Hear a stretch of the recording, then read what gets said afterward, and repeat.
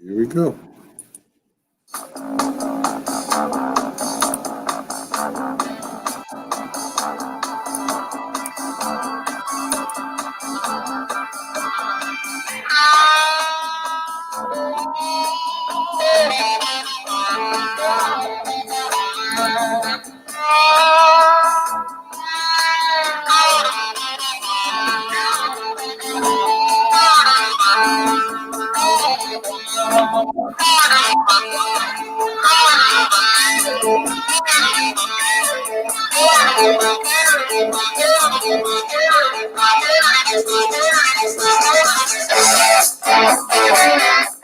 Good morning, everybody, and welcome to the Mac and Jack Sports Show.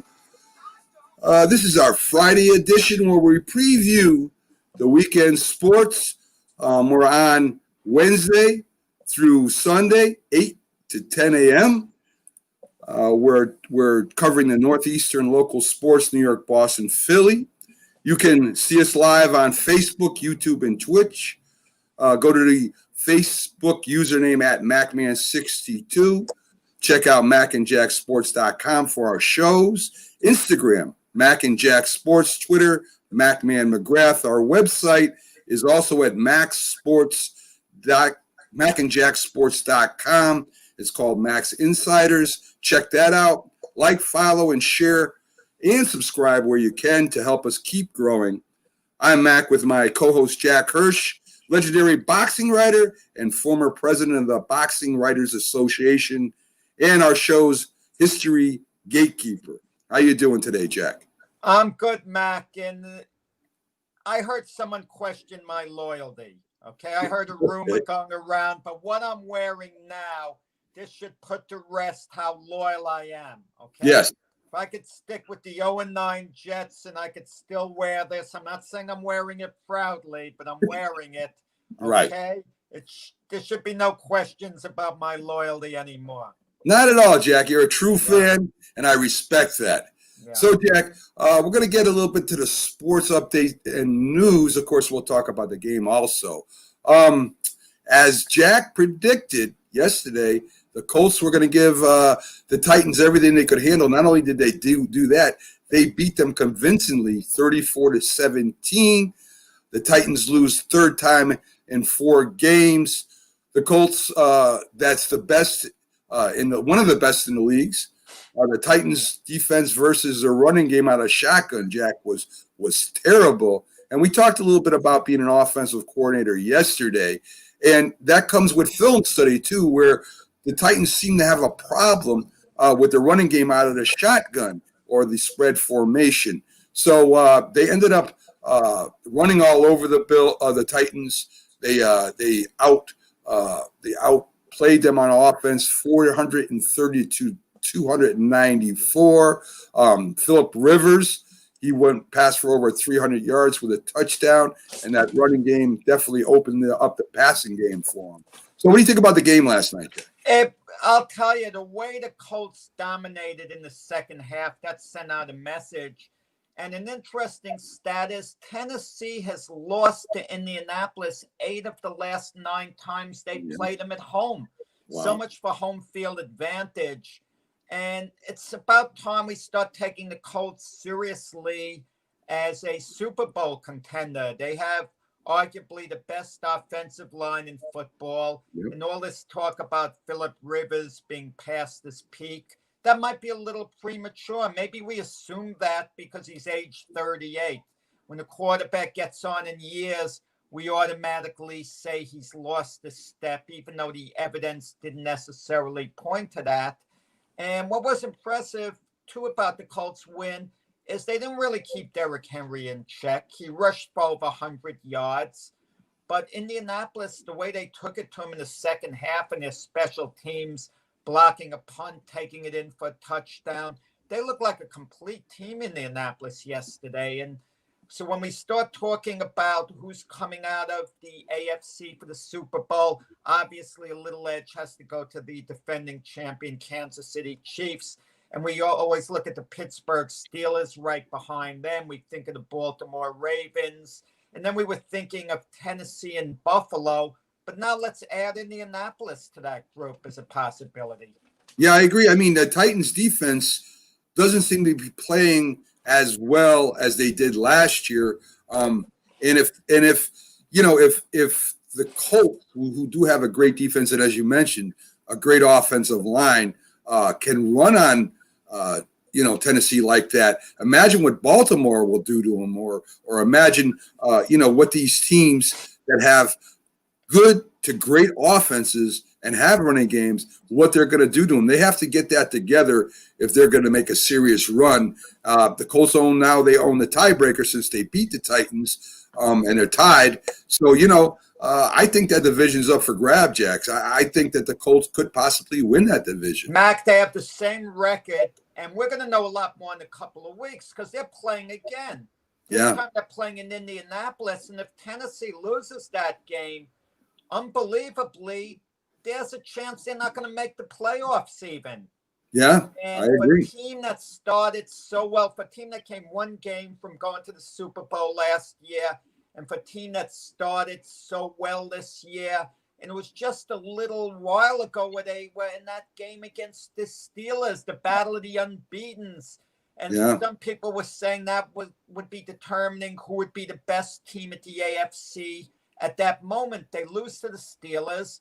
Then they follow up. They lose to the Cincinnati Bengals. Now they lose to Indianapolis. And sometimes it just snowballs with a team. They've got to, put their foot on the brakes right now. Otherwise, the season could quickly slip away from Tennessee. Yeah, what I liked about their offensive game plan was, a lot of offensive coaches will come away from something that works, and we see it all the time. Dallas has done it with Ezekiel Elliott. There's teams that if a play is working, if the run is working and they're picking up over 4 yards per carry, why stop until they stop it? Make them adjust, and then when they adjust, then you run a counter off that, or you do something off play action pass. The Colts were very stubborn. They kept running out of the shotgun. Their running backs ran very hard, but they were getting to that second level. And when they got to that second level, they were finishing off the runs. They were actually more physical last night than Tennessee was, Jack. Well, I'll tell you, it comes down to who the head coach is, Frank Reich, who was, an NFL quarterback, best known for being Jim Kelly's backup.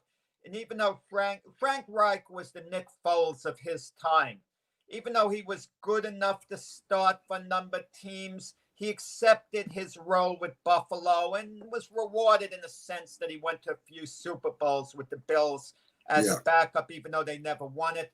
Then he was Carson Wentz's offensive coordinator with Philadelphia. Right. He's been around the league a while, and now he's the head coach of the Indianapolis Colts, and he's pretty creative. He knows what he's doing, and I have to believe there's a certain extra respect a veteran quarterback like Philip Rivers would give, Frank Reich, because he's a fellow quarterback, who's been there, done that.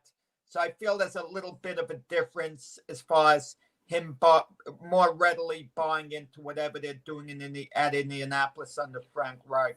Definitely agree with everything you said, and who can forget that come from behind victory in the playoff game where they were down, I think it was 30 points, and they came back. 35-3, that legendary playoff game where the Buffalo Bills were playing the Houston Oilers at the time, not the Texans. The Houston Oilers were up 35-3 in the second half, and all of a sudden, it seemed futile. You're down 32 points. The game seems over, but they get a couple of touchdowns. It's 35-17 in the third quarter, and then it snowballed. Yeah, and eventually Buffalo overtook Houston. Houston tied it in the field goal. Buffalo won it in overtime. Legendary game with Frank Reich as the quarterback, not Jim Kelly. Exactly. And so the game, it showed that it definitely showed the Titans got a lot of work to do and before the playoffs if they get in. And the Colts, to me, might be the favorite in that division now. 13 black former Iowa players are suing Iowa Iowa State, stating they suffered racial discrimination from Coach Kirk Ferentz. There was supposedly alleged racial slurs. They had to change hairstyles and fashion, and also they had to change their culture according to the lawsuit. There was an offer made by the college to settle, but they're looking for like $20 million, Jack. This is more than just to me about, of course, about football. There is distinct social issues here that I think may cause this definitely to go to court, where I think in certain cases in the past it might not have. Again, I'm not sure, and I don't want to get controversial and make this a social or political show, but it seems like when I was growing up during the 60s that the civil rights movement, was more about being inclusive and included and trying to come together. Of course, at that time, it was really bad where people of color were refused to be able to, weren't allowed to sit in restaurants, and they fought for rights to be included. And now it kind of looks like it's going in a different direction, Jack, where they want to have independence with their culture and not conform to certain rules. Not that I say it's wrong. I'm just saying that this lawsuit, I don't think would have happened maybe 30 years ago, Jack. I mean, I'm not passing judgment because I have no idea what happened. I'm just talking generically about coaches now. How they act towards players can't be the same as it was, let's say, 40 years ago. Right. Remember scenarios, take football, where coach would grab a player. He'd be mad at him at practice. He'd grab him by the chin strap and pull the player towards him and shout in his face. Yeah. That was common. You can get on a player, or you could give a player a little shove to get in the game, angrily. I mean, not the type of shove where you're physically hurting them in any way. But to get your point across, you're really angry at them, okay? Right. But in this day and age, you can't quite do that. You have to be like a little more aware of it. I mean, I remember when I was coaching JV baseball long ago, we had first and third, no outs, and my team's at bat, and my run at first base gets picked off first and third with no outs. Inexcusable. Sure. And I shout at the kid, something basically to get his, head out of his behind and pay attention to the game. And their parents in the stands, whatever. But in that era, yeah, I could say that. No one complained at the time. But if I said something in this year 2020 that was similar, before you know it, your job's in jeopardy. Yeah. I mean, the times have changed. Maybe the things keep evolving. Maybe they're going to change again. I could see the day's going to come where people are going to ease off and be a little less sensitive on things. And I'm not passing judgment on this latest case, because maybe the players were talked to in a way pretty abusively that they shouldn't have. Maybe they weren't. Maybe this is a complete overreaction and a complete exaggeration. I mean, I have no idea, what went down. But I'll say this, $20 million. Are you kidding me? Yeah. Yeah. I mean, whatever anyone could possibly say, to me, $20 million, I mean, is really a little... You know what it made me think? You know what it made me think, Jack? And this is not really even related, but like when you become a member of the New York Yankees and you like facial hair, or you like to dress or act a certain way, before you become that Yankee, you sign an agreement that you're not going to have, facial hair. You're going to look a certain way and even act a certain way. And this, to play for the Yankees, you got to do that.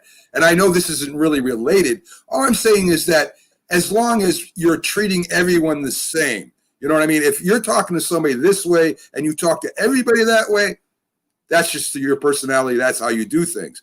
Now, if you start singling out people and giving them a hard time, which I have done, my coaching style, Jack, was always I pull the person to the side.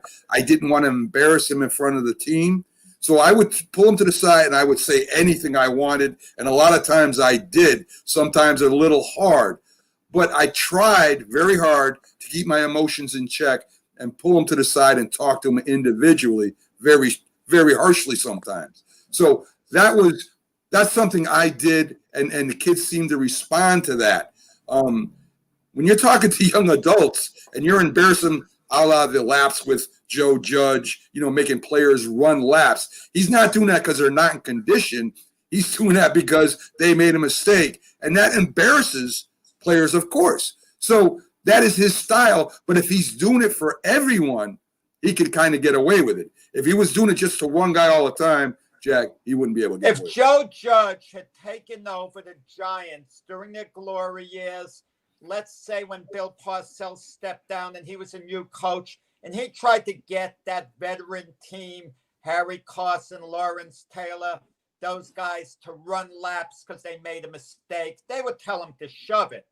That's a good point. Joe Judge wouldn't be long for the job. I mean, Good you point. can get away with it with a bunch of young players because you want to mold them into your program. They're just happy to be in the NFL.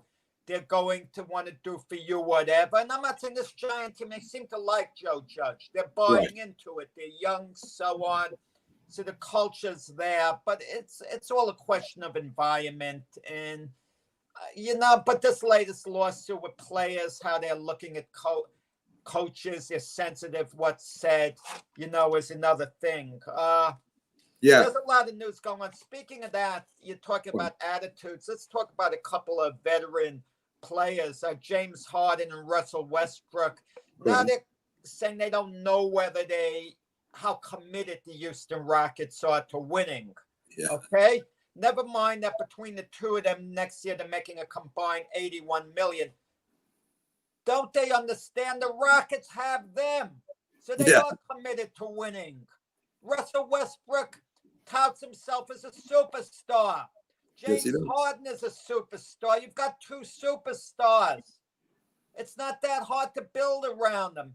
Maybe they should take a look in the mirror that the problem could be them. If James Harden didn't have that dreadful Game 7 shooting against Golden State a couple of years ago in the playoffs, Houston may have been the NBA champions. Yeah. But James Harden had the worst seventh game shooting in history for a big-time player. Russell Westbrook, one of the most entertaining players ever, but not a winner. He couldn't win at OKC when he had Harden and Kevin Durant. They couldn't win. All right. Then he comes over to Houston. They didn't take it up a notch. Russell Westbrook's game doesn't translate into winning. The nerve of him to complain. Now they have the new coach, Stephen Silas, coming in for Houston. And rather than give him a chance, they're starting to complain off the bat. Yeah. Okay, about things. And they're setting a bad attitude. Rather than get their head to the grindstone, say, look, who can we add that would be good for team chemistry, to help us win? They're talking about a possible exit. Yeah. Okay? Saying, well, we don't know, we don't like the direction the team's going in. Well, what direction do they want the team to go in? I don't understand. What direction? Jack, it's just another diva athlete. 81 million, Mac. I know, 81 million. Unbelievable, right? I couldn't spend that in my lifetime, Jack. I really couldn't. So it's incredible. It's incredible. But again, these are the diva athletes of today, especially in the NBA, where it takes 2-3 players, great players, to win a championship. It's all about the players in the NBA, Jack. You know what I'm saying? No, listen. I don't want to say that they're divas or so on. I respect that they want to win, that it's important to them. If they didn't care at all, then it would bother me more. I'd say they're just in it for paycheck. I mean, they have a competitive nature. They have this thing about winning the ring and so on. and I actually respect them for that. What I don't respect sometimes is the lack of accountability. Yeah. I mean, the excuses made and so on when things go right. And also, we maybe put a little too much emphasis on championships in the sense that at the end of a season, only one team isn't disappointed. Think of it, right? Yeah. Every other team has their season cut short. Every other team but the champions. Very true. But it gets to be frustrating when you were like a super player and the one thing you're missing. I mean, it haunted Jerry West for years, especially there'd be a lot of near misses against the Lakers' chief rival, the Boston Celtics, until Jerry West finally won his one and only championship. But it just frustrates the heck out of me to see Westbrook and Harden complaining. And let's see one more season of Kawhi Leonard and Paul George. If the Clippers don't win it next year, are they going to start, complaining or do they go elsewhere? Sure. It's become like a nomad land out there in the NBA, Jack. Calvin Johnson, the great wide receiver for the Detroit Lions. He retired at the age of 30, spent 9 years in the NFL with the Lions, 6-time All-Pro, still owns the single-season record for yardage, almost 2,000 yards in 2012. I remember watching him, Jack. They, of course, nicknamed Megatron. He was the best receiver at the time. And he stated that, the Lions, as we all know, they didn't have a winning culture. They had Matt Stafford in his prime, Calvin Johnson. At one time, they had Barry Sanders in his prime, and never really built the team to bring them to that next level. And the Lions have always confused me throughout history. They had that one great year, when their defense was dominant. I never understood why Detroit never, ever really got to the championship. I mean, they haven't been to a Super Bowl ever. Yeah, the championship, Jack. Let alone winning it, they haven't been to a Super Bowl. Yeah. At least the Jets have been to one Super Bowl in history, but they won it. It was historic. So they have some type of legacy, at Broadway, Joe Namath and the whole bit. But the Lions, wow. I mean, what's the legacy there?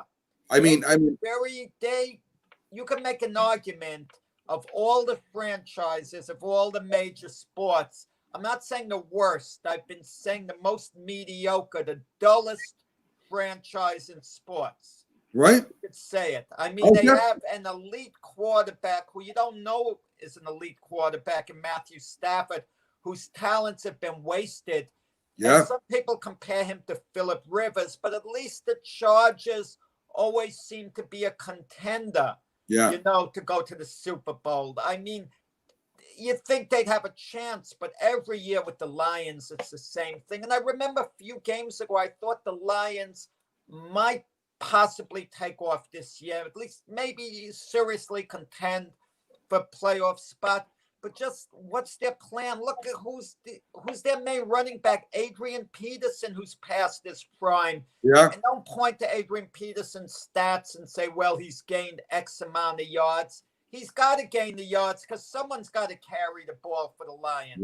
Right. And I just wonder where they're headed. You have probably, Jack, three of the top players in the history of football on that team. You have Barry Sanders, arguably the greatest running back of all time. You have, Johnson, Johnson, yeah, who in his prime was the best. There's no doubt about it. And Matt Stafford, well, not one of the best of all time. Matthew Stafford, in his prime. Well, let's talk about yardage stats wise, Jack.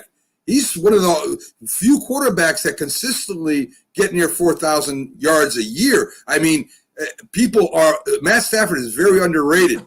Now, I'm not saying that he goes, with Johnny Unitas and stuff like that. I'm saying in the history of football, he is a very, very good quarterback and good enough to win, to lead a team to the Super Bowl. And their defense at times, Jack, when they had Sue on the defense, they did have a good defense a few times during his reign.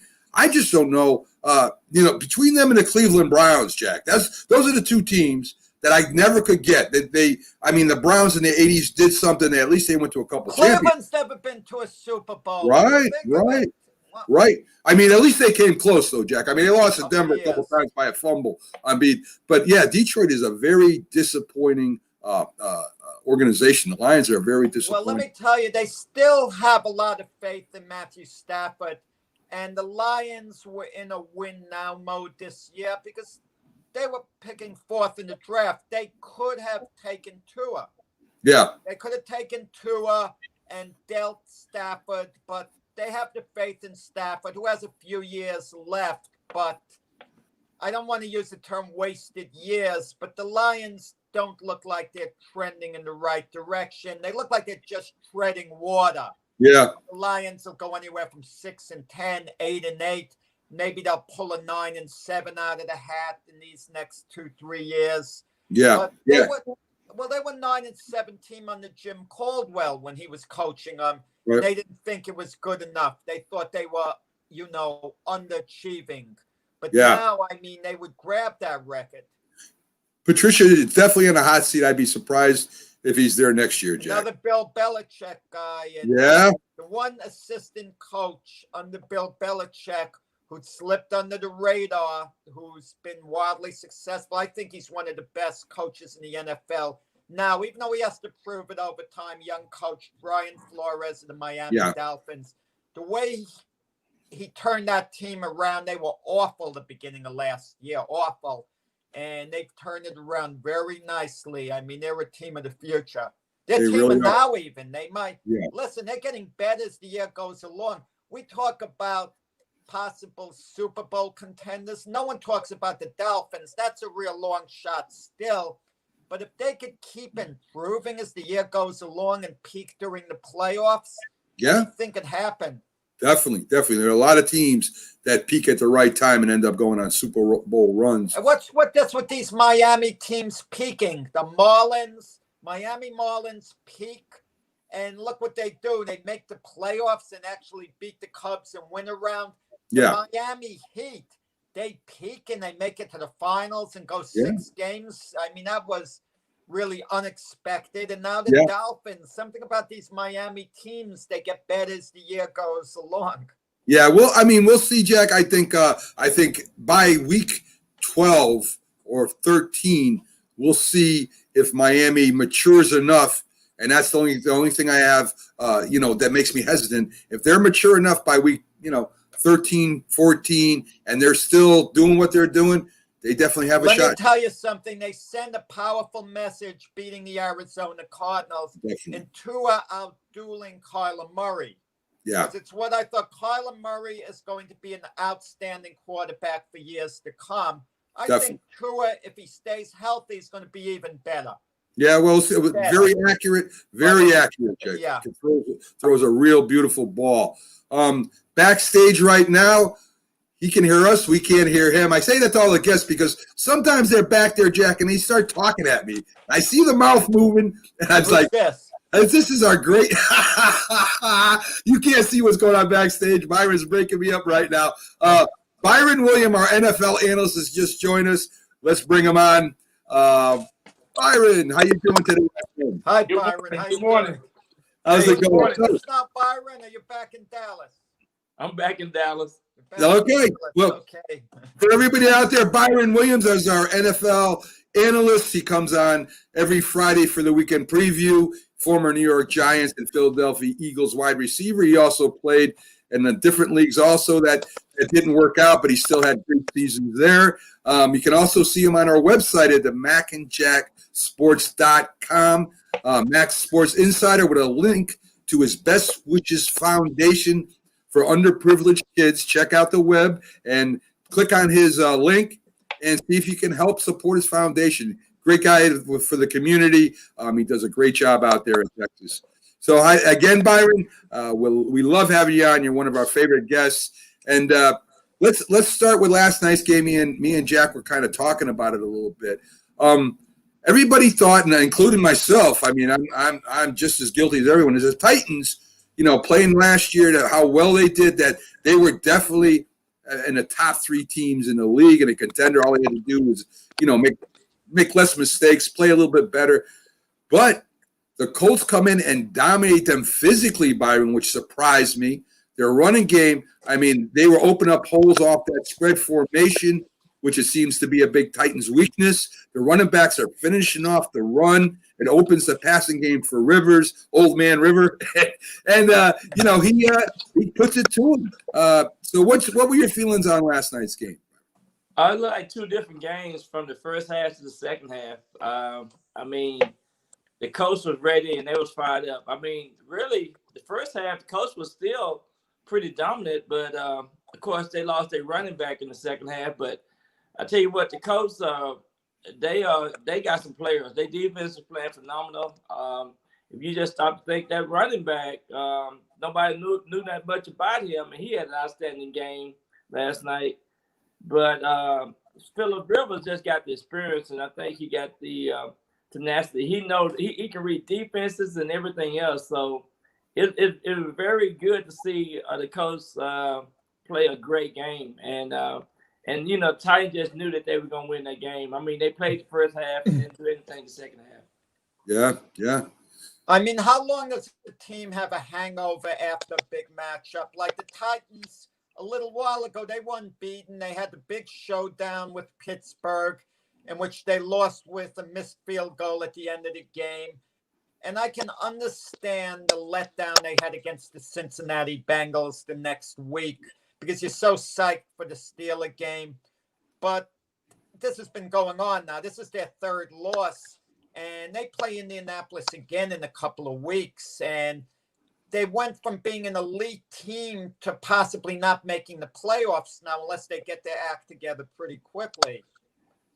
Yeah, What's the mindset over there, you think? We talk about that. The last 9 games in the NFL season always flips for a lot of teams. And I hope it's not flipping for the Titans. I tell you, they definitely going to have to step up. The veterans got to step up. The leadership got to step up because it seemed like the morale went down. They just like two different teams from the first half to the second half. So, it's very important. I think it's a reflection of the coach.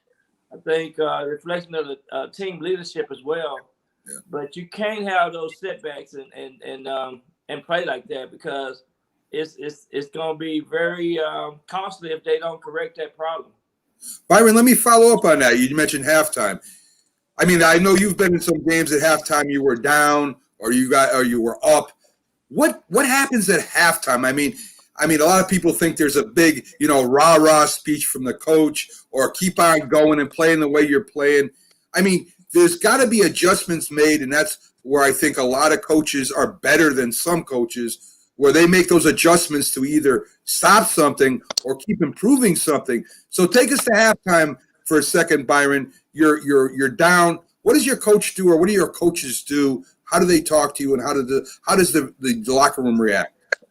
Immediately when you go back and go in at halftime, you be with your position coach, and then position coaches get with the offensive coordinator, defense coordinator, and then they go over the corrections and the mistakes and what needs to be, who's healthy and all that type of things. But at halftime, you make the adjustment. Then at the end, the head coach come up and they talk team. But mainly you go over the mistakes and adjustment and who, what plays been effective and what have been not effective. But at halftime, when you make those adjustments and the coaches, that's when the coaches really become more effective. And the players are injured or something there with the trainers. But actually, you make those adjustments at halftime, and you come out there with some momentum. And for instance, the Titans yesterday came out dead and seemed like it was two different games that they played, from the first half to the second half. But the coaches and then the players, they make those adjustments at halftime. And then at the end, right before you go back out there on the field, the head coach get out there and talk to everyone. And then also the special teams is a big part of it as well. But mainly, you get in there and your position coach, they become real effective at halftime. Yeah, I figured that. So let's get on to this week's games, Byron. And you being a former receiver of both teams, the Eagles beat the Giants last time they played on almost the last play of the game, 11 seconds left. They come from behind to beat them.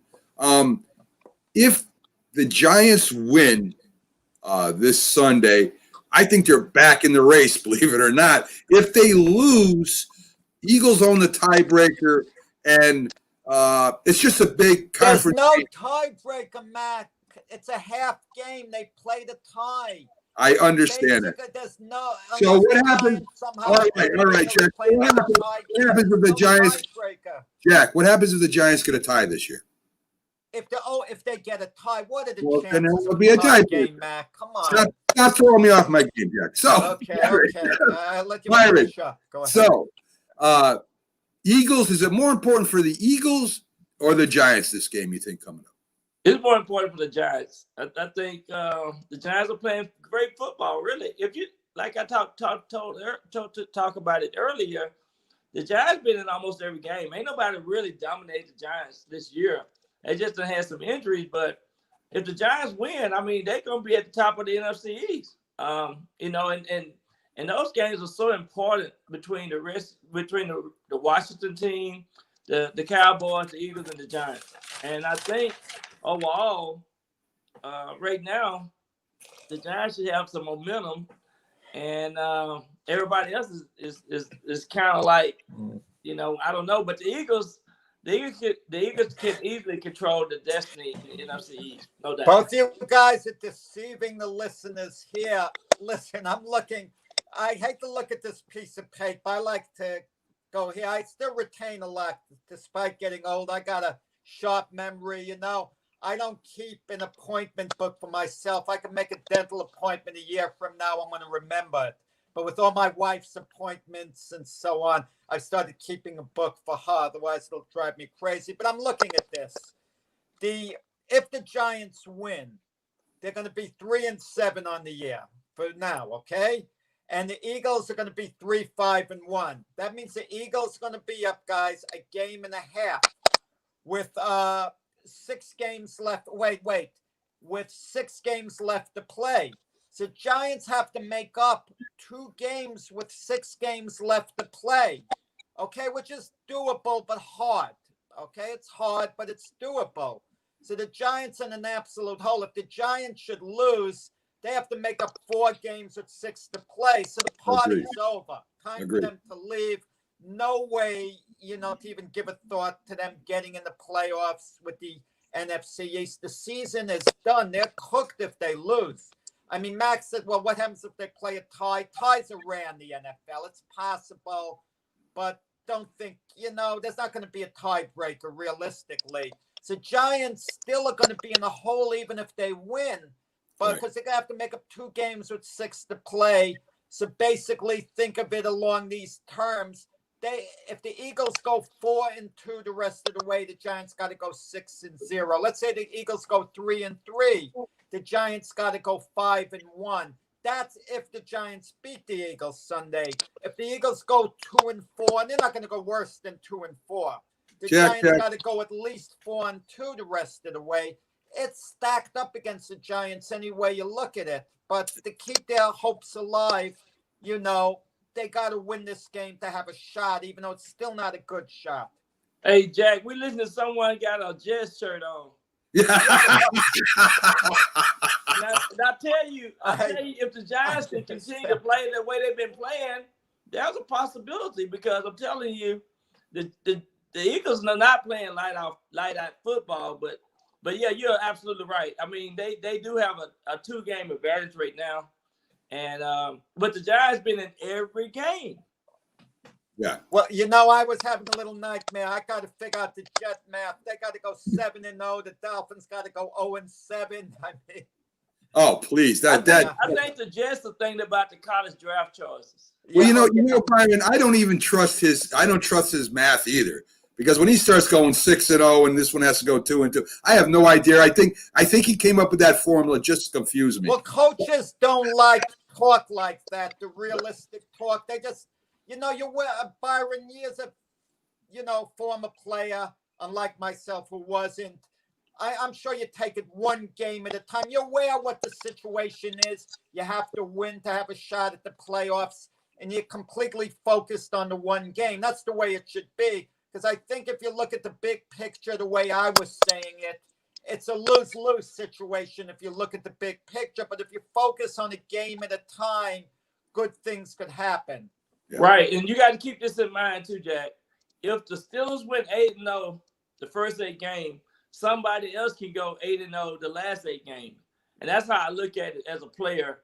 Because you get on these winning streaks, and I think it just depends on the strength of the schedule as well. So I really think, like I said, this second half of the season, it's gonna be some surprises out there, and hopefully, we can see that in the NFC East. Yeah. Byron, Miami starts new starting quarterback Tua Tagovailoa. Looks to be more comfortable, especially last game. Big win against the Cardinals. Miami is the real deal, I think, Byron. I think they have a shot. If Buffalo hiccups, they might take that AFC East. They talked about Tua getting hurt and why people didn't draft him, and why should they replace him with Fitzpatrick, which I thought was a great move because Fitzpatrick is up and down like a yo-yo. He can look great one game and look terrible the next. Don't get me wrong, Fitzpatrick is a great football player, a great team member, and can get the job done in certain situations. But Tua seems like he's the real deal, accurate like he was in college, and kind of outdueled Kyler Murray, even though they didn't play directly against each other. What do you think about Miami? Tua now in control. Good shot at winning the division, don't you think? Oh yeah, no doubt. I said a couple of weeks ago, this kid is a winner. He been a winner. His passion for the game, and he don't make mistakes. I mean, he the first game he didn't throw over 100 yards, but they won the game, and he's consistently doing the little things. And I say this again, what they do in practice reflect what they're doing in the game. So I told you a couple of weeks ago that he having great practices. They never would have put him in that position if they didn't think they could, start winning games and build a morale around this guy. And that's what's happening. And you can see it now. I mean, this week they play the Chargers, and they're it's gonna be 2 great games, 2 rookie quarterbacks going against each other. But I tell you, Tua he's the real deal. Yeah. So we got Pittsburgh. They beat Dallas. Didn't look great doing it. Then got hurt, and he still played, and they still won. The good teams find a way to win. You know what I mean, Byron? I mean, if you're playing a game and you've got a good team and you're on a winning streak, or you're a little bit above the other team talent-wise, or as an organization, you're going to have those games where you just don't work as hard as you normally do, don't get pumped up as you normally do to play another game, even though, people think that you're supposed to do this. You're not a robot. You're human. You're going up against a team that on paper you could beat.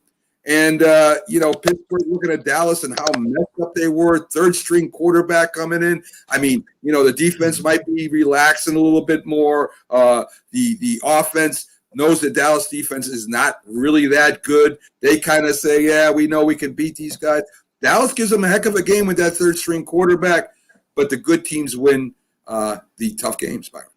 Absolutely. And Dallas, they did enough to win that game, but at the end they made the mistakes. They didn't capitalize on the inside the 20 in the scoring area in the red zone. And they Dallas right now, it seems like they just can't get no momentum going. And then the media's here in Dallas on top. They are staying on the Cowboys because they're not used to losing.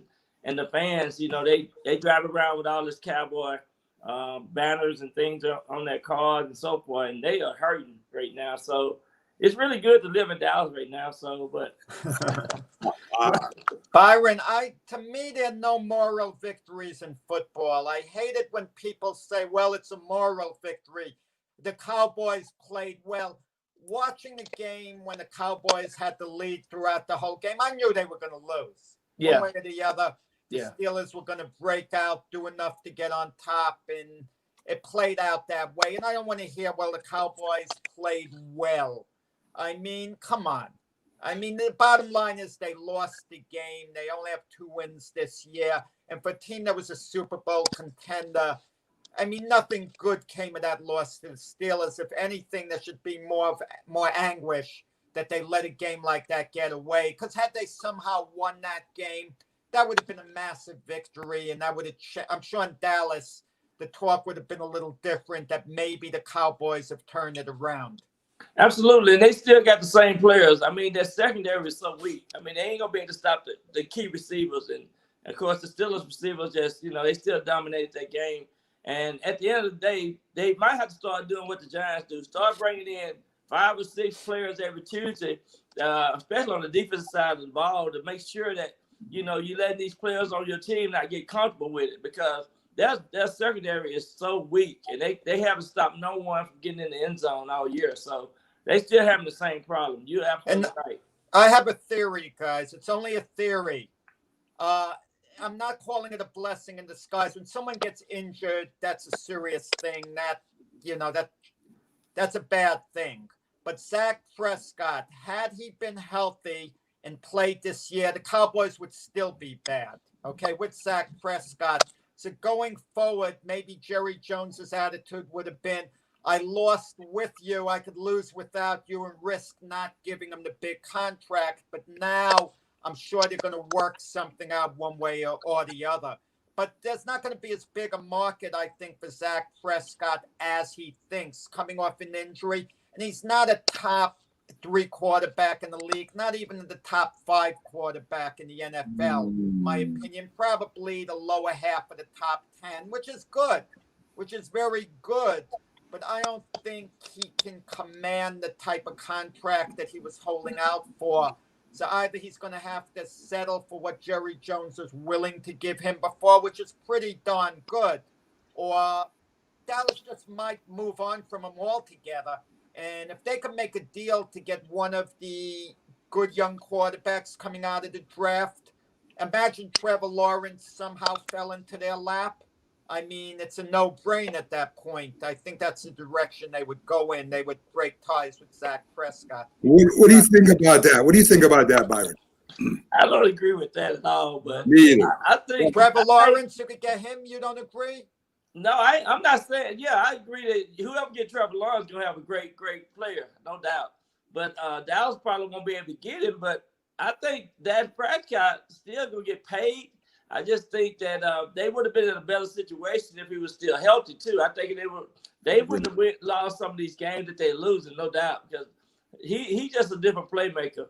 And the morale of the team is built around that. But because I've been in that locker room and I've seen the chemistry that they have inside the locker room around that.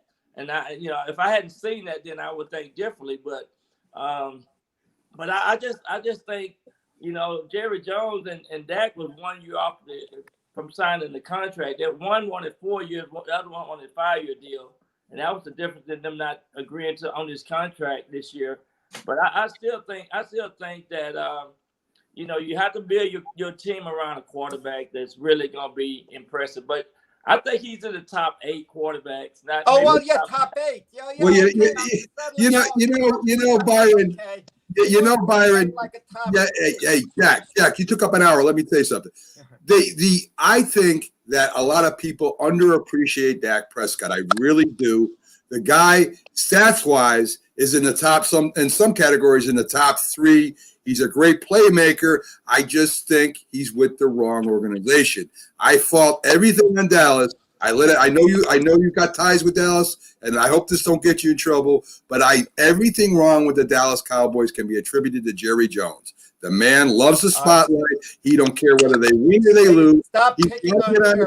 He's got to get on the camera. He's got to state what he's got to state. He's got to send messages to the coaches and the players through the media instead of pulling them in and talking to them personally. He's a limelight getter. It's about Jerry Jones. It's not about the Dallas Cowboys. You've seen that with other coaches, and it's still that way today. That's why he hired who he hired. But again, I digress. I agree with you 100%. Dak Prescott could be a starting quarterback right now on almost any team in the league, and he would be winning games just like any of those quarterbacks. Let's switch off to the Philadelphia Eagles a moment because they're playing the Giants. Peterson and Brett Favre are homeboys, okay? Doug Peterson was Brett Favre's backup on the Packers for a couple of stints. The two of them are very close buddies, close pals. And now Brett Favre saying, they should have gotten rid of Carson Wentz and had Nick Foles as the head coach. And Doug Peterson's got to answer to that. Now, he doesn't like to answer to that, and that makes him very uncomfortable. I mean, what's the deal going on? Brett Favre's got to be intelligent enough to know that he's putting his good buddy on the spot, you know, by having to answer to those comments. I mean, what's the deal there?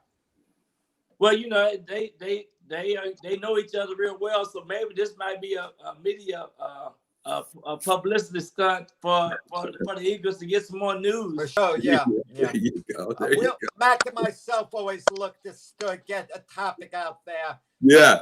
But you know, the good thing about the Eagles, they can control their own destiny, which is good, and that's what you want as a player and a coach. So, you know, if all they got to do is just win some games, like you said earlier, if they win 5 games, they'll win the NFC East. Yeah. Right. Speaking about receivers, Jacoby Myers on New England had a heck of a game, okay, against the Jets, and he went undrafted. It's just my theory, nothing more than that. I'm not qualified to say on this statement, but I think the one position you could get the biggest steal as far as an undrafted position player, would be the skill position of wide receiver. I think there are guys out there who went undrafted, okay, who could really have an impact with teams that they're around, unlike maybe, you know, an offensive lineman or so on. I mean, that's just a theory. What do you think of that? Absolutely. I think you're absolutely right. That's the one position I think, like Harpo, the Steelers wide receiver, you know, I think that's the position that you can get some good players and players that come in and be real effective and help you win a lot of games. And that's what you're seeing now around the whole league with some of these schedules, because some of the top wide receivers have been hurt. Hey, Byron, you got to remember too, we didn't have the preseason game this year, so now you're seeing the talent emerge as they, you know, get into week 10, week 11. You'll see teams have players that come in and make a real big impact on some games. Hey, Byron, following up, Victor Cruz, one of the greatest examples of that. And the 2 young receivers for the Giants last game had some really good plays that they took over the game with. I mean, you look at the one for I'm trying to remember the names right now, but they were undrafted LSU and I can't remember the other college player.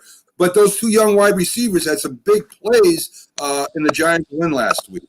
So yeah, you remember we talked about that early on in training camp, how the Giants had some good free agent wide receivers that really came in and had some good training camps, you know.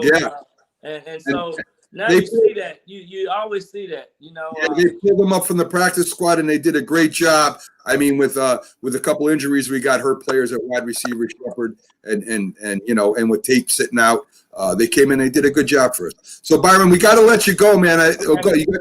You got something else you want to go say before we go? I was just saying the only good thing about young wide receivers is their confidence. If they come in and they gain momentum with their confidence, they can come in and really make an impact on a lot of these teams, and you're seeing it now, and that's what's happening. Yeah, definitely. I mean, Victor was one. I think Victor was one of the ones that came in for the Giants and had a pretty good game. So, Byron, it was a pleasure having you as it is every week.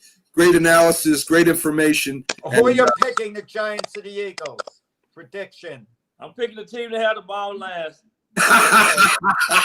And that prediction will probably be right, Byron. Thanks again, my friend. You have a great day. Go over and check out Byron's site at his let me get it right again here, at his Best Wishes Foundation. You can reach that through Facebook or right on our website, and go ahead and help that cause out. Again, thanks a lot, Byron. All right, guys have a great week. Okay. You too. Thanks, Byron. So there you go, Byron Williams again with some great information and great knowledge of football. And I'm going to ask him if I remember next week when he's on.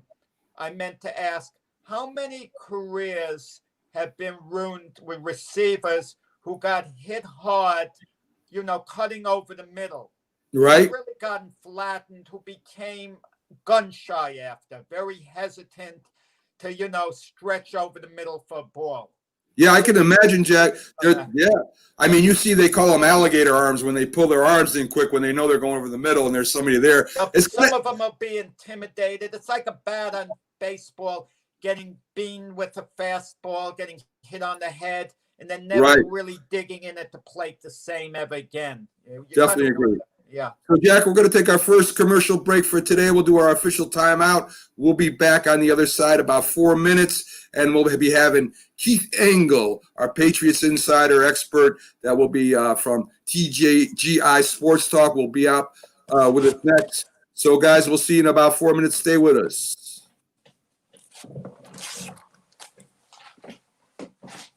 If you served honorably in our nation's armed forces and you're looking for a way to continue serving your fellow veterans in your community, then join AMVETS. Each year, AMVETS members volunteer millions of hours at VA healthcare facilities from coast to coast, helping to improve the lives of their fellow veterans through the VA Voluntary Services Program. AMVETS hosts and departments also participate in a wide variety of community service projects, ranging from Americanism in our schools to supporting the Special Olympics and Boy Scouts of America. If you no longer wear the uniform today, you can still serve through the AMVETS by joining today at amvets.org. When you hear the word asthma, you probably think of shortness of breath, coughing, or inhalers. Lots of things can trigger asthma, but the fact is that asthma doesn't just attack, it can kill. But with proper medical management, asthma is controllable. If you experience shortness of breath, wheezing, tightness in your chest, or persistent nighttime coughing, you may have asthma. See your doctor and get the facts. You'll breathe easier. For more information, call 211 Info Line. A message from the Connecticut Department of Public Health, keeping Connecticut healthy. Hi, Grandma. What's for dinner? Hey, honey, I'm making stew tonight. Ooh, can Nina come over? I'm not sure about our new friend. I wonder if there's been any drinking going on. Alcohol at her age can lead to so many bad things. I've been meaning to ask you, what would happen if someone offered you a drink? Grandma? This is hard. She's so young, but I know I need to talk to her about it now before someone tries to give her alcohol. If anyone ever does offer you a drink, I want you to say no. I have too much respect for my family, and I don't want to get in trouble. Okay. Really? I promise, Grandma. I love you too. Okay, how about tasting this stew and telling me what you think? Some children may try alcohol as young as 9 years old. It's not too early to talk about drinking. For tips on how to begin the conversation, visit underagedrinking.samhsa.gov. That's underagedrinking.samhsa.gov. This message brought to you by SAMHSA and this station.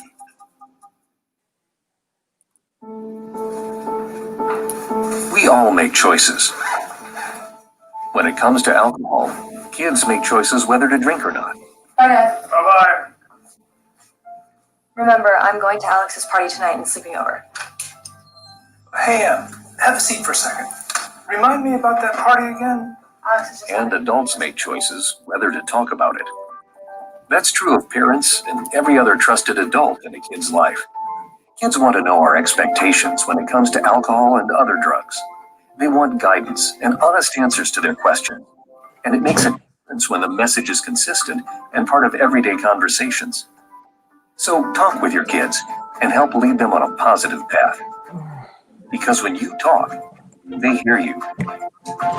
For more information about talking with your kids about underage use of alcohol and other drugs, visit underagedrinking.samhsa.gov. If you talk and they will hear you every single time. Oh, we're getting killed. Oh, Kyle's not here. How come? Kicked off the team. Didn't Tim tell you? Kyle and some other kids got caught drinking beer in the park a couple of nights ago. Really? Yeah. Zero tolerance. He's out for the season. Come on, it's a first offense, right? That we know of. But why should that matter? He knew not to drink. I made it clear to Matt, that's what we expect from him. What have you said to Tim? Nothing really. You know, a lot of kids try it at this age, so. Yeah, well, a lot of kids don't try it too. I'm not saying that Matt's going to be this perfect kid, but if I don't tell him what we expect and why he shouldn't drink, how's he going to know?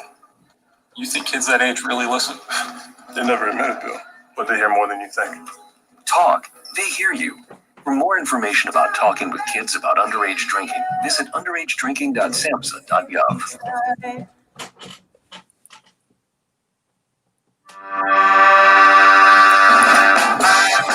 Good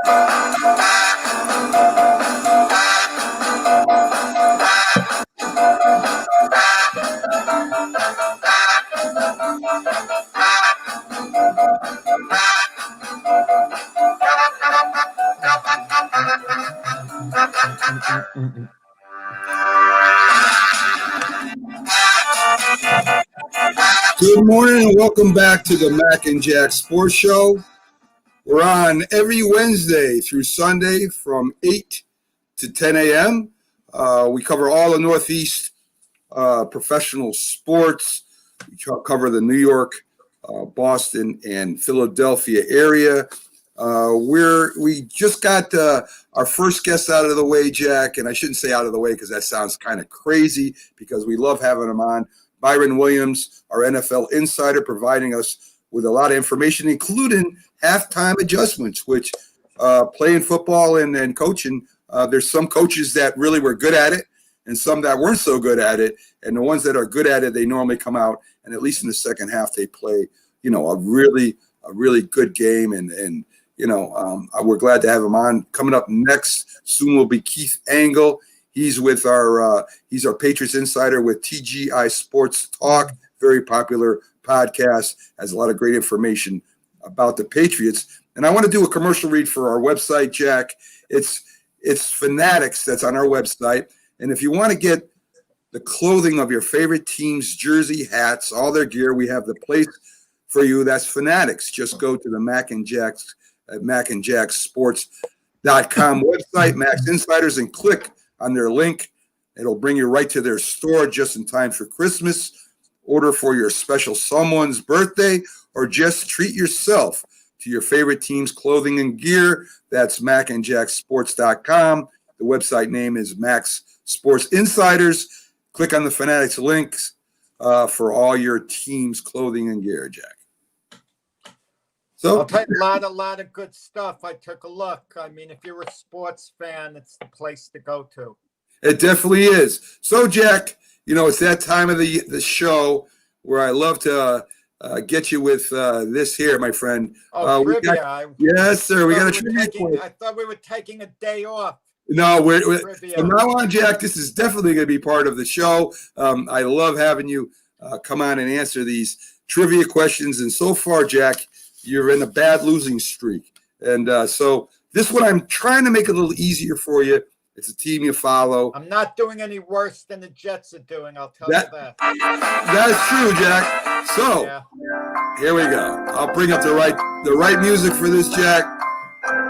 And, of course, this is our trivia question for the day, folks. And let's see how Jack does with this.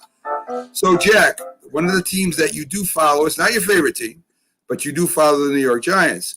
So this former Giant player went on to have a successful, after retirement, went on to become a successful actor and had a very popular TV series. Who was that Giants ex-player, Jack?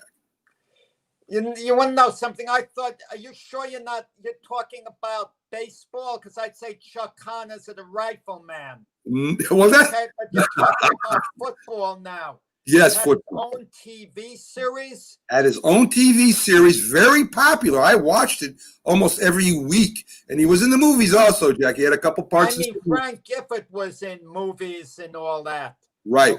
Okay. We're talking a famous TV series that was very high in the ratings, did really well, and it's an ex-Giants football player, Jack. Well, Frank Gifford made the Hollywood movie, and thinking of the Giants. No, I'm going in descending order from now, backwards. Yeah. Rosie Greer? No, sir. Rosie Greer did a lot of things, Jack. He didn't have a favorite. Rosie Greer was in movies and all. Yeah, he was even a bodyguard for Kennedy. Kennedy, but this guy was in a very, very popular TV series. I could tell you not one that I watched, but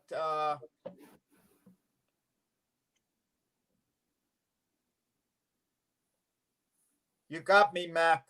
Well, it was defensive end Fred Dryer, Jack. Oh, yes. yes, who went to the Rams afterwards. I Yes. think of him as an LA Ram. Yeah, he started. I know he was with the Giants, but his legacy is a little more with the Los Angeles Rams than the Giants. I agree. Jack. You got to look. If he was going into the Hall of Fame, he's not in the Hall of Fame. Right. But if he was going into the Hall of Fame, he would wear the Ram jersey, not the Giant jersey. He still started. You got to look up how many years he was with the Rams and how many with the started, Giants. Jack. He started with the New York Giants. He did. He was a good Giant, but then he went to the Rams, and that was the bulk of his career. Not fair. Yes, it's fair, Jack. Because if I said was predominantly a Giant. If I said the Los Angeles Rams with that, you might have got it. You might not have. Yeah. I'm focused strictly on a guy who was a career Giant. It's okay if you played a year with another team like Joe Namath went to the Rams for a year. Right. That's okay. No one thinks of him as such. Right. O.J. Simpson went to the 49ers for a year at the end of his career. Right. We know they were New York Jet and Buffalo Bill, respectively. Sure. Fred Dwyer, he had a few years with the Giants, but more with the Rams. I got to look that up when I have the chance. But that is we're on the air now. But the question is fair, Jack, because he is a former Giant player. And Fred Dwyer went on to be in the TV series Hunter, which was very popular back in his day. And he was also in some movies, basically as, basically as a guy who was, on a special ops guy, who was doing that stuff. So Fred Dwyer could have told me played with the Giants and the Rams, and I would have gotten that. I know. My mindset was focused completely on the New York Giants. I figured. I figured that would have gave it away, Jack. So that's why I didn't include it. In fact, when I wrote it down, I had L.A. Rams, and you I have no shame to stump me. You'll go to any measures. I mean, it's been working, unfortunately. Yes, I will, Jack. So anyways, you need a recap. Jack, you are doing these trivia questions that I got wrong when you finally determined that I lost all the trivia questions. I'm going to want to recount on all the questions and validate the questions. Yes, but there is truth to my questions. I might word them different or might add things in them, but like I said, I had the Rams on here and I crossed it out. I said he might get that if I do that.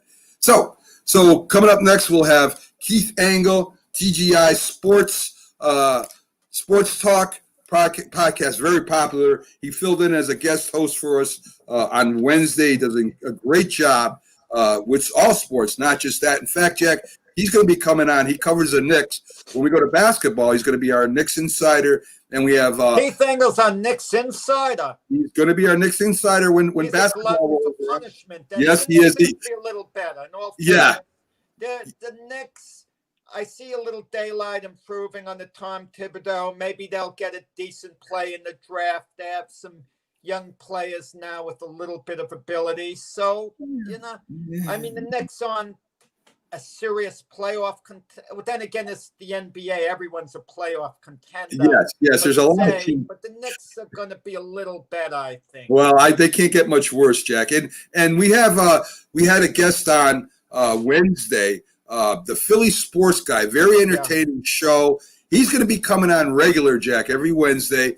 He very knowledgeable about the Eagles, and he's also very knowledgeable about other Philly sports. He covers all Philly sports. So he will probably stay on and be doing our 76ers update since he's covers all five of the sports. And you were correct. One of those sports was Philly soccer. He covers the Phillies, and he also covers the Flyers. So he's agreed to come on every Wednesday. I'm going to be adding him to the website. Very intelligent guy, even though he dresses crazy. I want to see him with a jacket and tie on one show. You know what happened? The way he presented himself was fine to me. I had no problem with it. But it was funny when Phil Jackson went for a job interview to be an assistant coach under Stan Albeck, I think, with the Chicago Bulls before Phil Jackson ever got the job. Phil Jackson came to the interview. Right. With slacks and sandals on. Stan Albeck was furious. He didn't want him on his staff. Right. Because the way Phil Jackson came dressed overly casual.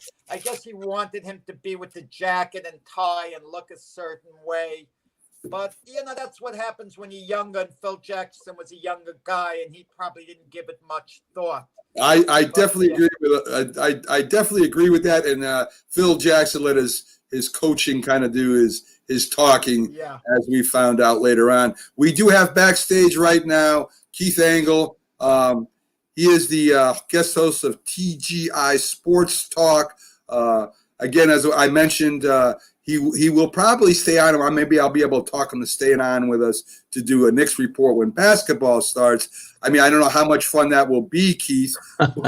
It is, because the NBA draft is next week. Right. And I can't wrap my head around the NBA draft being in November. I mean, I didn't realize it. I hear yesterday the NBA draft is 6 days away, and for some reason it's not clicking in my head. Like, wow, all of a sudden the reality set in 6 days. The NBA draft in the heart of the NFL season. It just shows you how the sports calendar is turned upside down. Yeah, I'm busy watching the Masters all afternoon yesterday. Yeah. Oh my How's the God! Masters going this morning? Any update? I've been on the air, so I haven't really seen. I know they got a lot of guys who didn't finish yesterday, so they had to start early. So yeah. I wouldn't finish either, Keith. At the ninth hole, I would probably be at the bar. I would be so bored. But we had a big discussion, and we will have a big discussion in our debates whether golf is really even a sport. Me and John Slay had a little fun with Jack yesterday about it, about how boring golf really is. I'm not saying that these people aren't skilled. They are, and they are very good at what they do. I can't do it, but. So you're on which side of this debate, Mac? I will be taking that. I think I will be going with the golf is not a sport. It's the skill. I think Jack is a little bit more into it than I am, so that should be a fun debate. It's interesting. Just before we get to the Patriots stuff, it's very interesting to me that the NBA would start during football season, seeing that the NFL is a powerhouse when it comes to ratings, and NBA dropped off by 40% last season. And me and Jack discussed, are they going to try and play the season within a bubble? That would be crazy to expect players to go that long. No. Yeah. Their family and friends that long. So it's very interesting that they chose to do this, and the way they do that will probably even be more interesting, Keith. Well, I hope so. And I look forward to coming out and talking about the Knicks, even though, it'll be tough to find things to talk about, maybe unless Russell Westbrook finds his way over here, which is rumored to be one of his preferred landing spots. He wants to be traded from the Rockets. So we'll see what happens there. I don't know if they can afford his contract, but. I'm a big believer, Keith. Okay, we're talking slightly basketball now. If the Knicks get Russell Westbrook, it would create a terrific buzz in New York. Terrific. Same thing. Imagine they get Chris Paul. Let's say they got Chris Paul as well, the two of them, and they add on Carmelo Anthony. To me, that's putting a big Band-Aid on the situation. There'll be excitement for 1 year, maybe two at most. Maybe they make the playoffs and then get eliminated in the first round, and then they're back where they started. It would be similar to what the Nets did with the Kevin Garnett, Paul Pierce, deal where people that was a disaster. And it backfired in the long run. It set back the net organization. Yeah, I agree. It'd be great. I mean, the fans are there anyway. The fans in New York are awesome when it comes to the Knicks specifically. I mean, and the Rangers too, I guess. They turn out whether they win or lose. And sometimes that's the problem, right? You don't have an incentive to get better. Yeah, I agree with that 100%. I hate their owner, and I wish him nothing but bad luck for the rest of his life. Oh, come on, as you can tell, I'm an Knicks fan. Be the nicest guy. I don't want anything to happen to him. I'd like him to leave, but yes. People, he interfered with Donnie Walsh. I'll agree with that. But look, some of his hirings were popular at the time, but just didn't work out. And you can't judge the end result sometimes. You have to judge what he did at the time. The only thing I'll say to that, Jack, so we're straying farther away from the Patriots here for a second. Couldn't get further away. LeBron James said it all when he said when he went to go down to interview for the place at the Knicks, that it was the most unprofessional, uncoordinated, unprepared interview he ever went to, that they just pretty much, when he asked what their plan was, they had really no answer for him. And he did go, and he was serious about coming to the Knicks. And he said because of that interview, he would not go back. So I just know the organization is very messed up, and it starts at the top, and that's all I got to say about that. So the Patriots, let's talk about the Patriots real quick, Keith. They come back. They beat the Jets in the fourth quarter.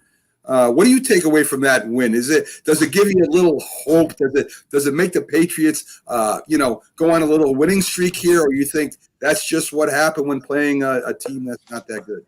Well, obviously you got to take into account who we played, and they played better. Obviously, they ran the ball well. Harris had another nice day running the ball.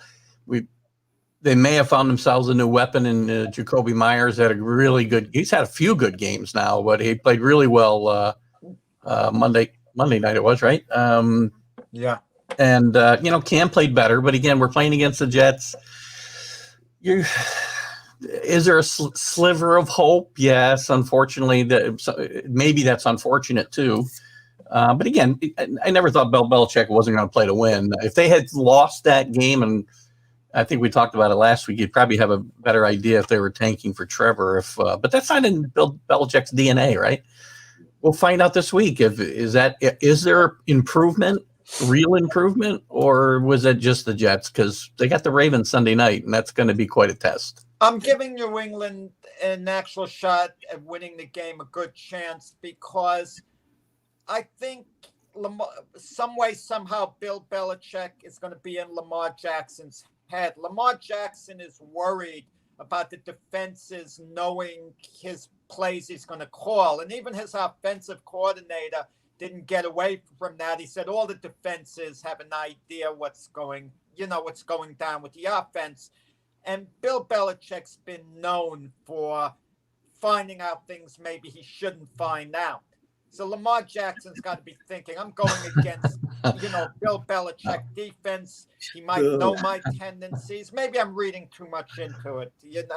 I'm not sure what to read into your comment there, Jack. I think Lamar Jackson is playing against Bill Belichick in his own head this week. And if he's doing it, the old master just might find a way to contain him. Well, it's interesting. Normally I would agree with that, and maybe the second time around it'll be different. But when they first faced Lamar Jackson last year, just about a year ago, they had no answer for Lamar Jackson. They pretty much steamrolled over the Patriots that day, and a better Patriot team. But I agree that they got a chance this week because of Belichick. The pass defense is the defense itself is still pretty good, as we've talked about. The defense has had a lot put on its shoulders because of the woes of the offense. And, if the Patriots can move the ball a little bit and control the ball a little bit, I think the defense will have a chance against the Ravens, which will give them a chance to win the game. I think, Keith, following up on that, the biggest way to beat the Ravens is to jump out right away and get a lead. If they get a lead, the game is basically over because they'll pound you and they'll run Jackson in their running game, which is still one of the best in the league.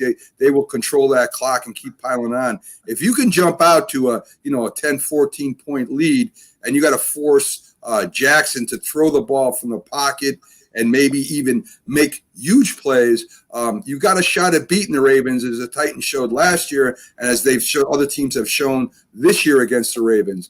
I would think that they do figure out how to beat the Ravens defensively.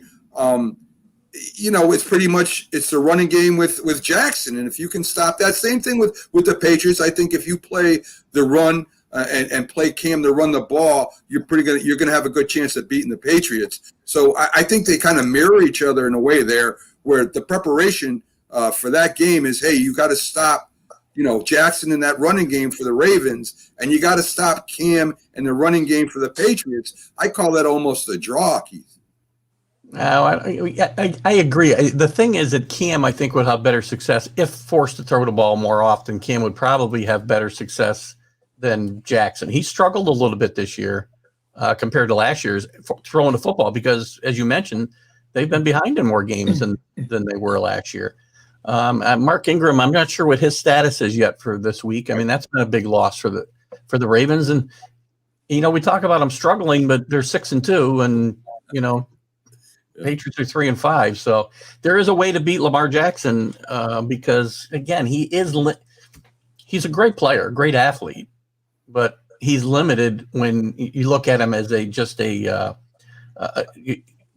classic quarterback. Obviously, he is not, right? So if you force him to throw, they get him in 3rd and long, they're going to have a pretty good advantage. Well, Lamar Jackson is like a clone of younger Cam Newton. You could argue that. One amazing stat that Cam Newton has, by far he scored more rushing touchdowns than any quarterback in the history of the NFL. So when you want to take a look at his credentials when all is said and done, whether or not he's a Hall of Fame, and most people would say no, you have to look at that stat carefully. Think of it. If every quarterback who ever played in the NFL, he's rushed for more touchdowns. I mean, I don't take something like that lightly.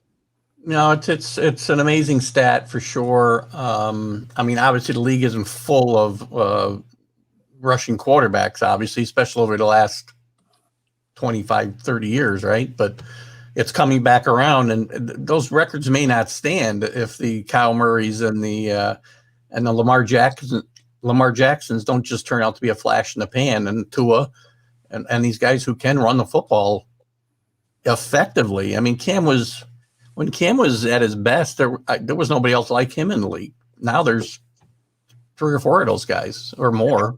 And I know it pains you to say that, but you could throw Josh Allen in there too. Josh Allen. I don't want to leave Josh Allen out. I mean, he's a great athlete for sure. Yeah. One story. I'm sorry, Matt. Go ahead. No, okay, real quick, Jack.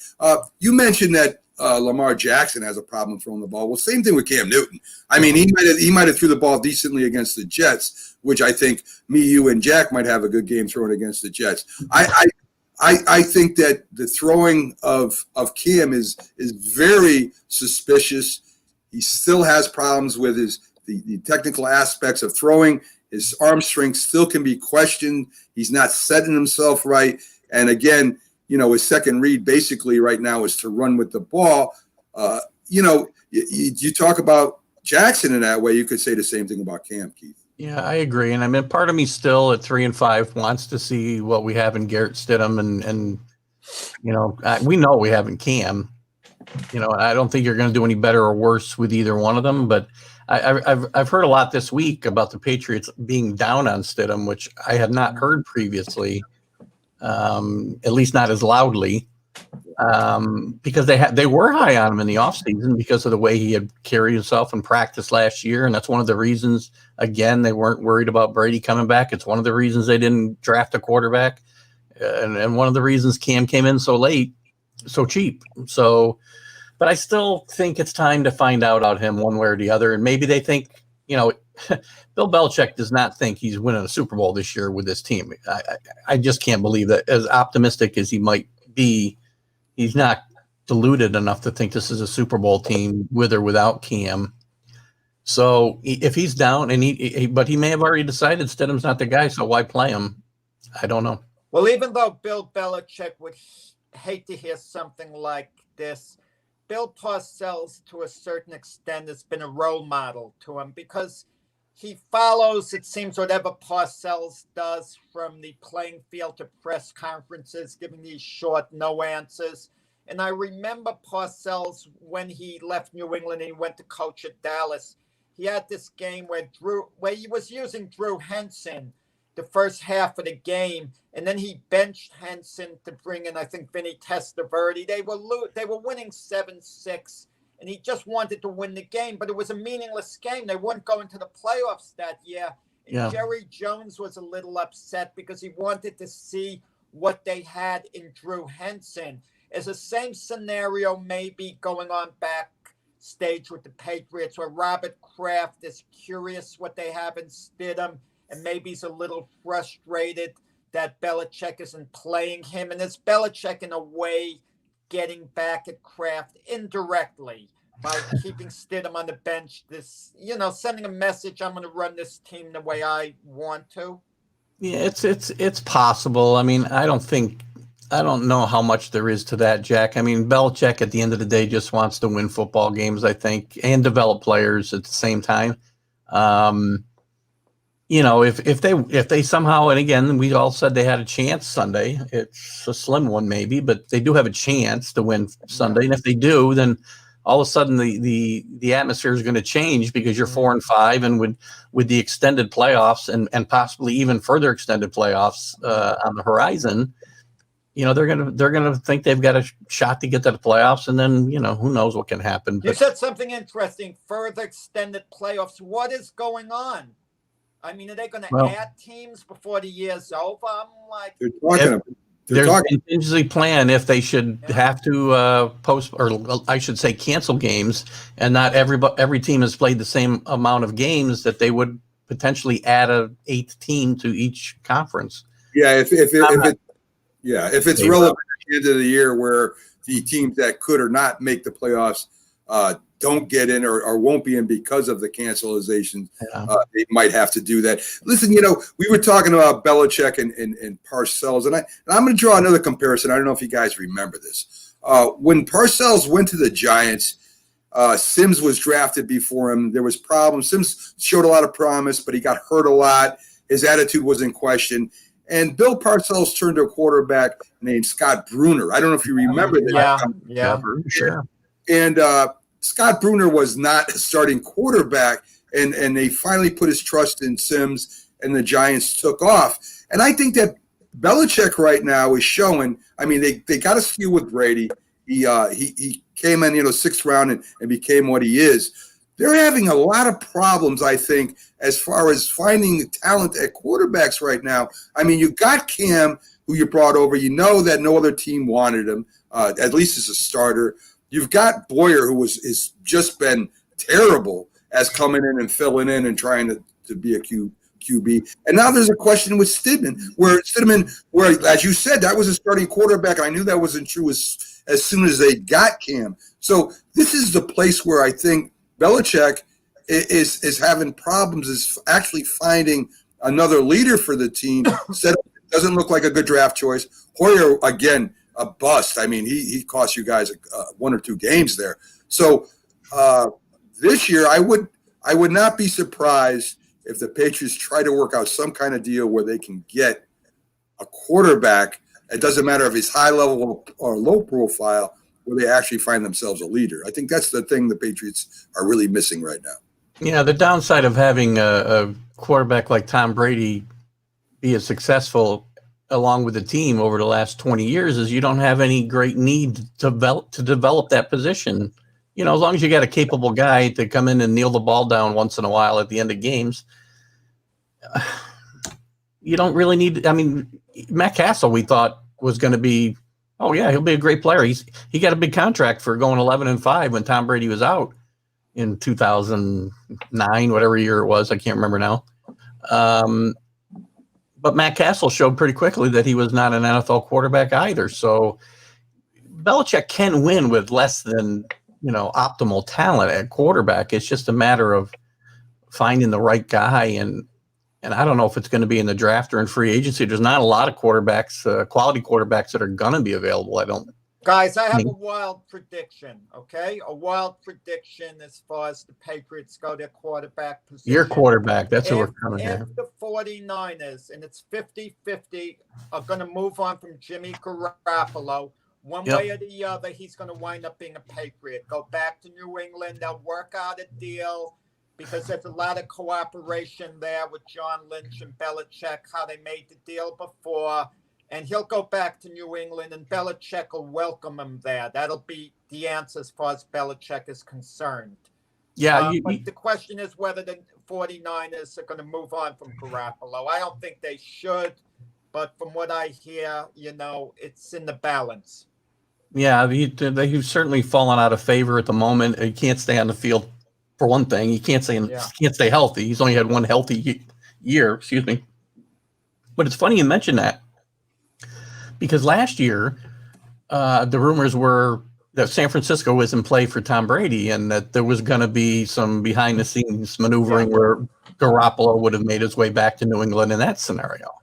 So I think there's something to that. But again, San Francisco's got to have a viable replacement. I don't think they have him in-house for that to happen. I think it's possible, your quarterback finds his way to New England, possibly even. Sam Darnold? Yeah, it's possible. I can't see it within the same division. That's the only holdup. Yeah. Right. Listen, let's face it. If Sam Darnold's going elsewhere, it means because the Jets are going first or second in the draft. Yeah. You either get, Lawrence or Fields, and if that's the case, they're trading Sam Darnold probably for a late number 1 draft choice to someone. I just don't see them making any type of deal with New England. Maybe I'm wrong, but I just can't see the logic behind it because they'd never live it down if Sam Darnold turned out to be better than who they drafted in the long run. Yeah, it's probably a pipe dream on my part, but I'd love to see Josh McDaniel get his hand on Sam Darnold. To be honest, I got a bigger prediction for you guys. Dallas doesn't work out a contract with Dak Prescott. He ends up on the Patriots, and Robert Kraft puts it to Jerry Jones. That would be that's a bold prediction right there. It could happen, but Dak, for a guy who's now, who knows, next season it could be in question for him with that devastating injury. I don't know what his timetable is going to be, but his position gets better and better every time the Cowboys take the field with the quarterbacks they're throwing out there. Keith, I'm putting you on the spot now because we discussed this with Byron Williams. Dak Prescott, approximately what number would you rate him as far as best quarterbacks in the league? Approximately. Dak's top 10. But I don't think he's in the top 5. I think he's towards the end. That's what I was towards saying. The end of that top 10. Yeah. Probably lower half of the top 10. Yeah. About number 7, 8, 9. Yeah. He's not. He's not Russell Wilson. He's not. Yeah. Mahomes. All right. So for fun, just for fun, and we'll get back to the past again because we're straying all over the place today. That's right. Dak Prescott. Now, would you agree that he's a better pure quarterback than Jackson? Yeah. Okay. So Jackson is considered one of the best quarterbacks in the league. Would you say right now that he's a better pure quarterback right now, minus the injury, better than Drew Brees right at this time? Today? Yeah. It's a toss-up. It's a toss-up. He's close, right? Tom Brady right now, today, if Dak was not hurt, would you say that Dak Prescott is at least equal to Tom Brady? Again, depending on the day, Tom Brady is in a part of his career now where we're not gonna know what you're gonna get. Let me tell you, if both of them have the best games today, Tom Brady's better today if they're both playing.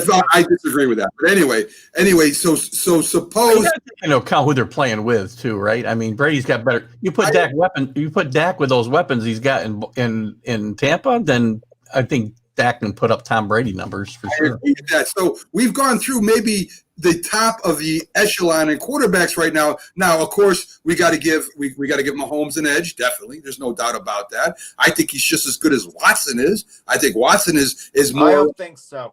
I think Watson is more inconsistent than Dak Prescott, in my opinion. But that's There's okay. more upside to Deshaun Watson. He's just going to be getting better, and Dak Prescott's basically peaked.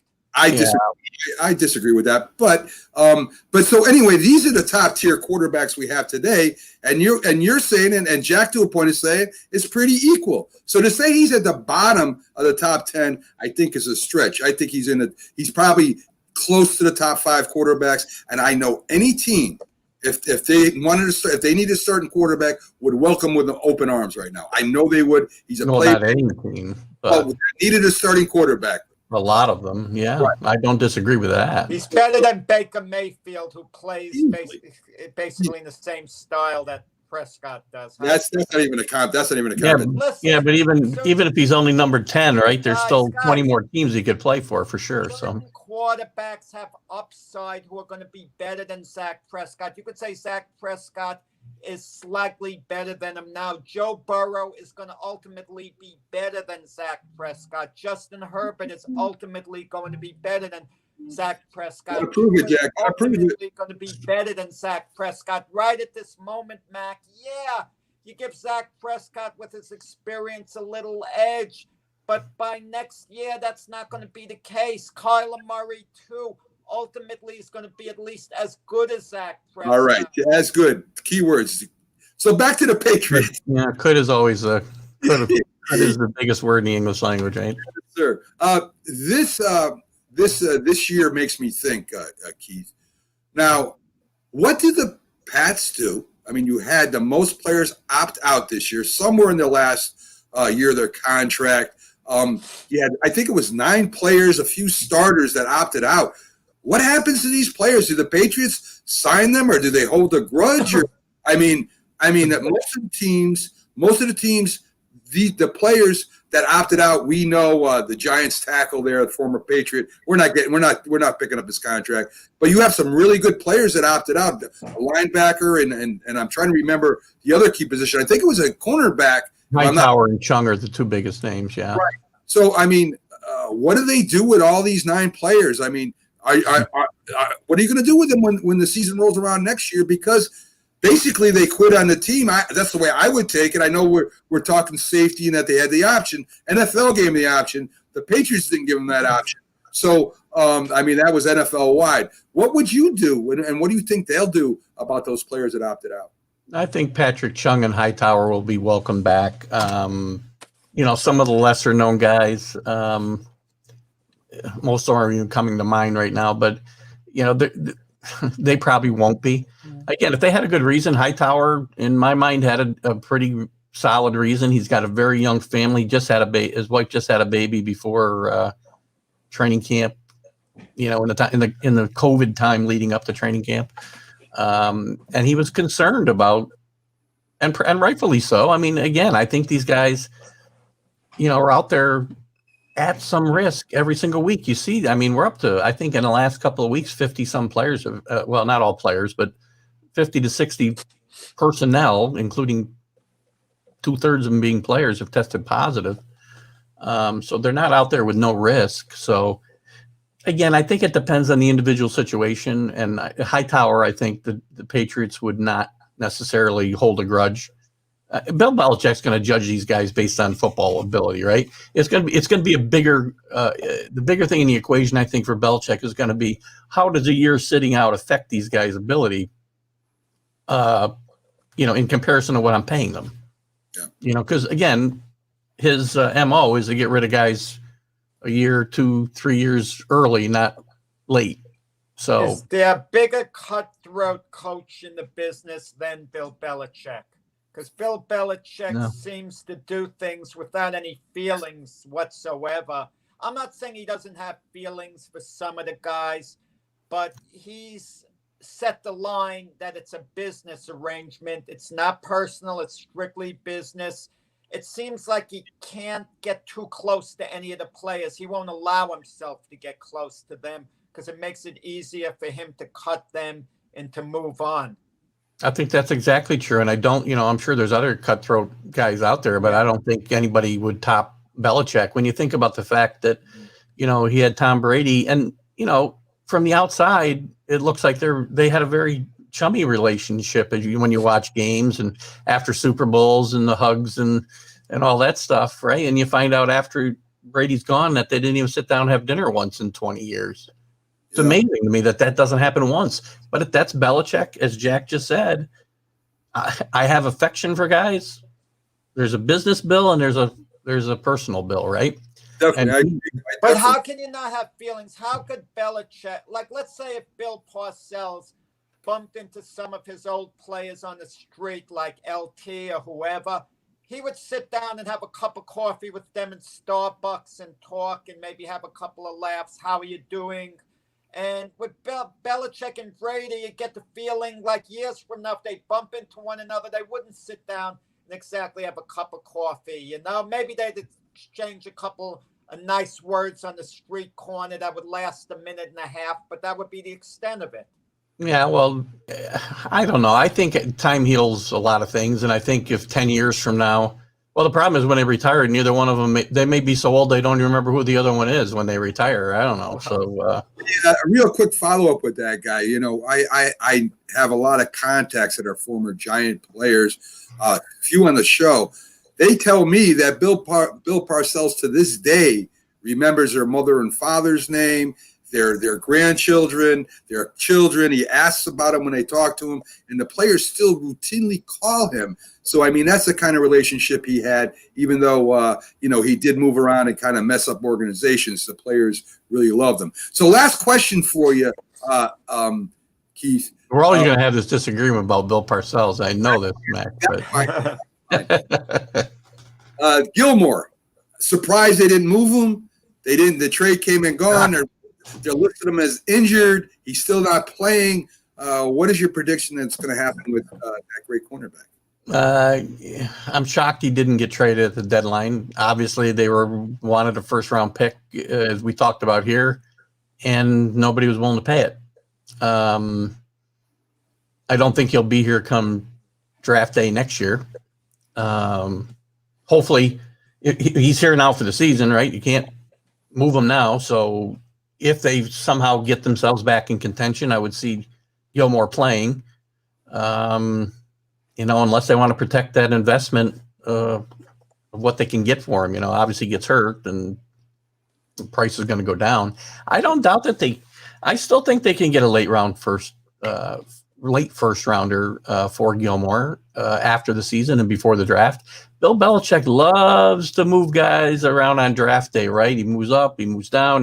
He just when you think he's trying to move up to get somebody, he's trading down, right? And he acquires first rounders and then trades them for more second and third rounders. It hasn't turned out as well recently, and obviously that's one of the reasons they're in the situation that they're in. But historically, he's found lots and lots of really good players. Second, third, fourth, fifth, and 1 6th rounder I can think about off the top of my head. Definitely. So again, I don't think he'll be on this team next year. Just to clear the cap space. Yeah. One storyline of their win over the Jets that no one talks about is Nick Folk, getting the game-winning field goal for New England as a former Jet. The way the New England players mobbed him after the game-winning field goal, it seemed to be a little more so than normal. They were celebrating a little more than just winning the game. They were glad Folk beat his old team. Yeah, I think so. I think there's always something like that when somebody can step up. And I haven't been a huge supporter of Falk myself, but he's done a good job, especially the last month or so. And when you compare him, people in New England were upset they let Gostkowski go, and it was about money. They weren't going to pay him the money, and you can see the year he's having right now is pretty rough. I mean, struggling. He's missing field goals, I think. Yeah. He had a bad night again last night. Yeah, he had an hip too. That's one of the reasons why the Patriots kind of pushed on from him. So, Keith, we're going to let you go. We're going to finish up the show here on the other side of your discussion. Again, great having you on. Thanks for coming in Wednesday. Let me just add one thing real quick. I know you guys got to get on your show, but Jack, you don't need to be worried about being Wally pipped. You can't I be replaced. I got to be on guard here. You did a heck of a job there. Oh, and you just put the idea in my head now with Belichick. He got rid of arguably the greatest quarterback of all time and the greatest field goal kick in Adam Vinatieri. No one talks about that. Right. I thought they might sign him this year at one point. So. And we'll make sure that the producer gets your last name right on the next show too. That's Keith Engle. Yeah, I was going to point it out too, but I already made one correction to the other day. I didn't want to pile on. I got to talk to that producer. He's really doing a terrible job. So again, Keith Engle, that's with an E over at TGI Sports Talk. Check out his show. It's tremendous, and he has a big following, does a great job. Great job yesterday, Keith. Great job today. Thanks. All right, thanks, guys. I enjoyed being on. Have a great weekend. You too. Enjoy the games, guys. So there you go. The great Keith Engle with an E. I'm going to fire that producer, Jack. I'm going to fire him if it's the last thing I do. Oh, that was Kurt Angle, who was the wrestler. Yeah, I think Keith has wrestled in the past with it, if not with people with different Get things. us on a wrestler, Mac. I used to be a major fan. I could tell you stories. I kind of fell out of the loop. Yeah, we'll have golf. Tell you how much so, Get out of here. yeah, We're not doing that, okay? sometime. we got our wrestle on here. We got our last official commercial coming up, Jack.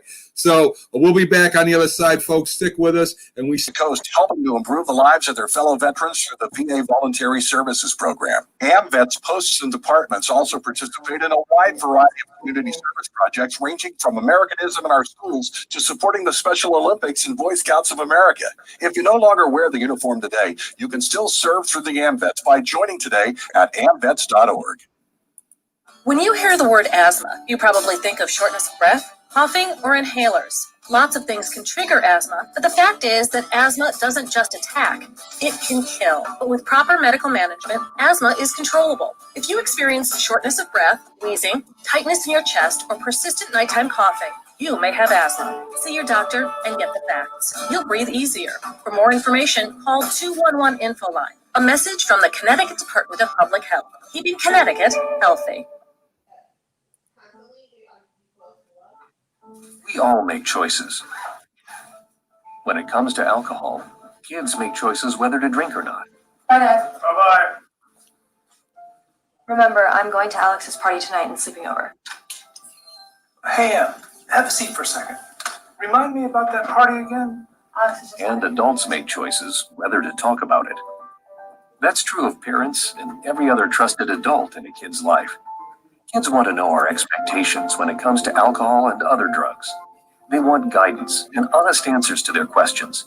And it makes a difference when the message is consistent and part of everyday conversations. So talk with your kids and help lead them on a positive path. Because when you talk, they hear you. For more information about talking with your kids about underage use of alcohol and other drugs, visit underagedrinking.samhsa.gov. You talk and they will hear you every single time. Now we're getting killed.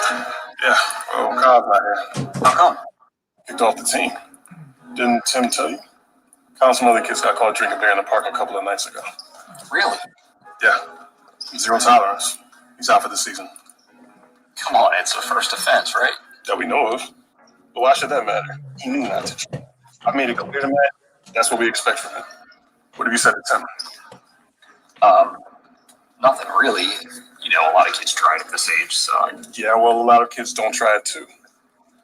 I'm not saying that Matt's going to be this perfect kid, but if I don't tell him what we expect him to like and didn't drink, I'm going to know.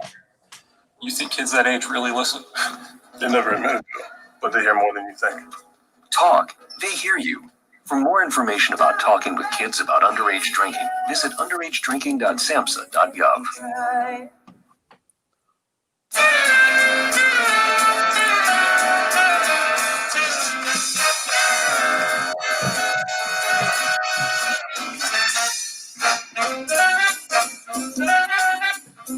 Welcome back to the Mac and Jack Sports Show. We're in our last segment. And again, I want to thank Byron Williams for coming on, our first guest, and our NFL analyst, and Keith Engle, our Patriots insider. He'll also be speaking on the Knicks when basketball season starts. He follows them and does shows on them too. And I'll do a quick commercial read here, Jack. If you want to get the clothing of your favorite teams, jerseys, hats, all their gear, we have the place for you. Fanatics, just go to the macandjacksports.com website. It's called Max Insiders. Click on their link. It brings you right to their store just in time for Christmas. Order for your special someone's birthday or just treat yourself to your favorite teams' clothing and gear. That's macandjacksports.com. The website is Mac Sports Insiders. Click on the Fanatics links and for all your teams, clothing and gear, Jack. So the sooner you get the clothing and gear, the better, because if your team starts winning and they're going to the championship, the price goes up. Yes, it does. To the Super Bowl, even though we don't have that problem this year. But let's say the Giants do get in the playoffs. They caught lightning in the bottle before, You know, their last Super Bowl, or the Mets or the Nets or the Knicks, when they start gaining in popularity, start winning more, prices tend to go up. So if you get your gear now, your clothing now, you could get a much better deal. Very true, Jack. Greater words have never been spoken. So in our last segment, Jack, and after that we'll get to the tomorrow show and a future show special. We do have a Thanksgiving special coming up on Thanksgiving, and we'll be here Thanksgiving morning. 3 football games, Mac. Oh, yeah. It always is. And, if the Lions are playing on Thanksgiving Day, watch out. Oh, that's when they play their best. In 1968, Jack, Bob Gibson edges out Pete Rose for the NL MVP. So Pete Rose was not only great in the 70s, he was doing his thing in the late 60s. 1968. The Cardinals should have won the World Series. They had the Tigers down 3-1. Gibson won the first 2 games, but that 7th game, even though he pitched well, he lost when Curt Flood stumbled in the outfield going after the ball. He lost his footing. Mickey Lolich was phenomenal. He was the World Series MVP in 1968. The question is this, Mac. Should pitchers be eligible for the MVP award? Because they have their own award, the Cy Young Award. That's a question we could debate another time. Definitely, because, they pitch once every four games, and you got the position players mainly playing every game. I would probably, I don't know if you would go along with, they probably shouldn't, but I would probably take that side too. Mac, a big debate when I was young was, who was more valuable? Who would you rather have, Willie Mays or Sandy Koufax? That's a debate for another time too. Wow, yeah. I guess you could say that. Would you rather have Mariano Rivera, or Tom Seaver? I mean, again, 2 great pitchers, and then who's more important? So in 1968, also, Jack, rookie Elvin Hayes scores 54 points over the Pistons. A great basketball player, and his rookie year, he scored his best game was 54 points. I thought you would go with that when the University of Houston beat Kareem Abdul-Jabbar, then Lou Alcindor, his UCLA team. They ended UCLA's historic winning streak. But then late in the year, UCLA restored order. They slaughtered Houston in a rematch. Yes, great UCLA team, and probably one of the greatest coaches in history, coached UCLA at that time. John Wooden. Yes, sir. In 1973, Oakland A's Reggie Jackson wins the MVP in the American League, Jack. And a lot of people, they associate Jackson with the Yankees, but his best years were with the Oakland A's, Jack. I'm going to tell you, Jackson elected to go into the Hall of Fame as a Yankee. And was he being a prima donna? I'm not sure. He had 5 memorable years with the Yankees, but there were only 5 years. He was with the Athletics 9 years. The Athletics won 3 World Series with Jackson, and the Yankees won 2 World Series with Jackson. So it's questionable whether he should have gone in as a Yankee or not. But considering how sensational he was, with the Yankees in the 1977 series, the 3 homers on 3 pitches, it's hard to argue against it also. Yeah, I mean, I think Jackson, one of those players too that loved the limelight. I think if he was a different kind of player, I think he might have went in with the A's. Ken Holtzman, I'll remind you, that's not enough mustard in the world to cover that hot dog. In 1982, this, I know you remember, so do I, Jack. Ray Mancini beats Duck Koo Kim, who falls into a coma and dies 4 days later. Soon after that, boxing changed the amount of rounds boxed from 15 to 12. So very sad day in boxing, Jack. Yeah, I mean, there have been a number of ring deaths, unfortunately, but amongst them all, that's one of the ones that is most remembered. Definitely. Another Cy Young Award winner, Dwight Gooden, wins the Cy Young in 1985. I think he was Rookie of the Year too when he was first there with the Mets. He ended up going to Yankees, and I'm almost positive they won a World Series with him. He great pitcher, a little too much of a partier, him and Darryl Strawberry at the same time, and they both ended up going from the Mets to the Yankees, Jack. He never fulfilled his complete potential, Dwight Gooden. He lasted. His career lasted. It's not like he flamed out.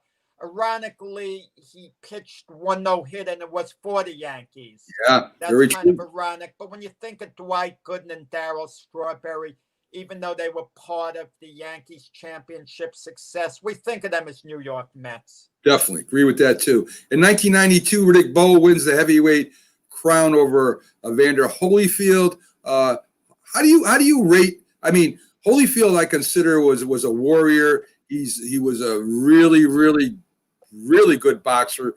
Maybe not in the class of of Foreman and Ali and stuff. And Riddick Bowe, I mean, you could say that he was almost right there with Holyfield, wouldn't you?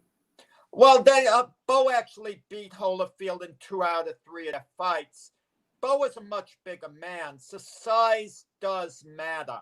Okay, yeah. And you could tell the difference between Bowe and Holyfield, between Lennox Lewis and Holyfield, was ultimately size. They were all tough fights, but the size of Bowe and Lennox Lewis gave them an edge over Holyfield. And there's something's going on now. They're having serious discussions whether to raise the limit of the heavyweight division, kind of have a junior heavyweight division and a bigger one. I don't like that idea, but I thought Jack, they had a super heavyweight division at one time, didn't they? Well, in the Olympics they have it. It's really called a cruiserweight division in boxing right now, but they're talking about raising the weight from 200 to 220 to 225.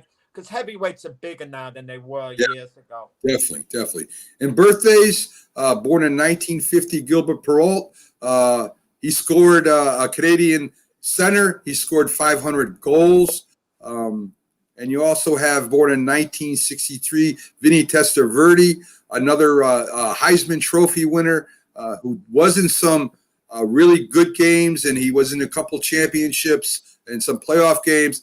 But another, as you say, there was a lot expected of him. I don't think he lived all the way up to what they thought he would be. Had a little problem thrown in. But he had a good career. Yes. You look at it, a good career, not a Hall of Fame career.